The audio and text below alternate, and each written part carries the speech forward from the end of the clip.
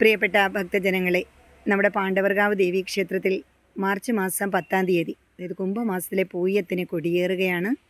പൂരം നാളിൽ നാലാറാട്ട്. ഉത്സവ നാളുകളിലെ ഏറ്റവും ചേതോഹരമായ മനോജ്ഞമായ കാഴ്ച പാണ്ഡവർകാവിലമ്മയുടെ പ്രതിരൂപങ്ങളായ അമ്മമാർ ഏന്തുന്ന ചമയവിളക്ക് തന്നെയാണ്. പണ്ട് കാലത്തൊക്കെ പ്രായമായവർ മാത്രമായിരുന്നു ഈ വിളക്കെടുത്തിരുന്നത്. അതുകൊണ്ട് വിളക്കെടുക്കുന്നവരെ എല്ലാം അമ്മമാർ എന്ന് തന്നെയാണ് വിളിക്കുന്നത്. അത് പാണ്ഡവർകാവിലമ്മയുടെ പ്രതിരൂപമായിട്ടാണ്. ആ 10 ദിവസവും അമ്പലത്തിൽ നിന്ന് അമ്മയുടെ എല്ലാ ചടങ്ങുകൾക്കും സാക്ഷ്യം വഹിച്ച് ഈ വിളക്കേന്തി നിൽക്കുന്നു അമ്മമാർ. എന്നാൽ ഇന്ന് കുട്ടികൾ ഉൾപ്പെടെ എല്ലാവരും വിളക്കെടുക്കുന്നുണ്ട്. അന്ന് കുറച്ചു പേർ മാത്രമായിരുന്നെങ്കിൽ ഇന്ന് ആയിരക്കണക്കിന് വിളക്കുകളാണ് നമ്മുടെ അമ്പലത്തിൽ ഉത്സവ സമയത്ത് കാണുന്നത്. പണ്ട് അമ്മമാർ ആചരിച്ചിരുന്ന അതേ ചിട്ടവട്ടങ്ങളോടെ വേണം നമ്മൾ ഇന്നും അത് വിളക്ക് എടുക്കുന്നതിന് ആചരിക്കുവാൻ. എനിക്ക് ഒരമ്മ പറഞ്ഞു തന്ന ചിട്ടവട്ടങ്ങളോടെയാണ് ഞാൻ കുറച്ചു കാലമായിട്ട് ഈ വിളക്കെടുക്കുന്നത്.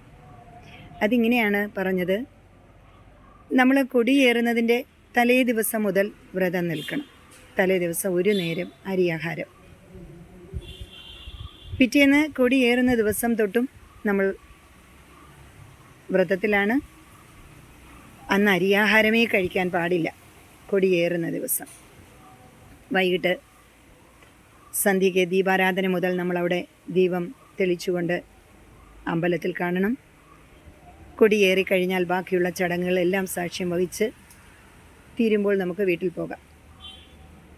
ഇത് 1, 2, 3 ഉത്സവത്തിന് ആവർത്തിക്കുന്നു. പിന്നെ അന്നവർ ആചരിച്ചിരുന്നത് ഈ 3 ദിവസവും അവർ ഒരേ വസ്ത്രം തന്നെയാണ് ധരിച്ചിരുന്നത്. അത് നമുക്ക് ശുദ്ധിയാക്കി വീണ്ടും വീണ്ടും ധരിക്കാം.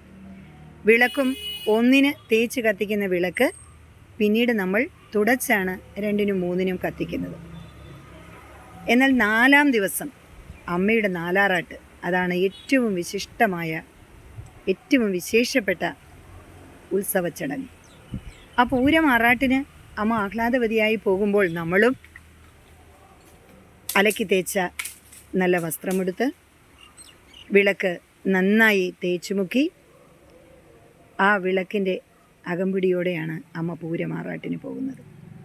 ആ 3 ദിവസവും നമ്മൾ കളഭമോ പൊട്ടോ ഒന്നും തൊടാറില്ല. നാലാറാട്ട് കഴിഞ്ഞ് വരുന്ന അമ്മയുടെ പ്രസാദമായ മഞ്ഞൾ പ്രസാദമാണ് നമ്മൾ അന്ന് 4-നാണ് അത് ഒരാൾ നമ്മുടെ നെറ്റിയിൽ തൊട്ടു തരും. അതുവരെ നമ്മൾ കളഭം അണിയാറില്ല. പിന്നീട് നമ്മൾ ക്ഷേത്രത്തിലെ എല്ലാ ചടങ്ങുകളിലും അവിടെ ഉണ്ടാകണം. വ്രതമെടുക്കുന്നത് ഭക്ഷണത്തിൽ മാത്രമല്ല, ശരീരവും മനസ്സും ഒരുപോലെ ശുദ്ധമാകണം. വാക്കിലും പ്രവൃത്തിയിലുമെല്ലാം നമ്മൾ വ്രതത്തോടെ തന്നെ ഇരിക്കണം.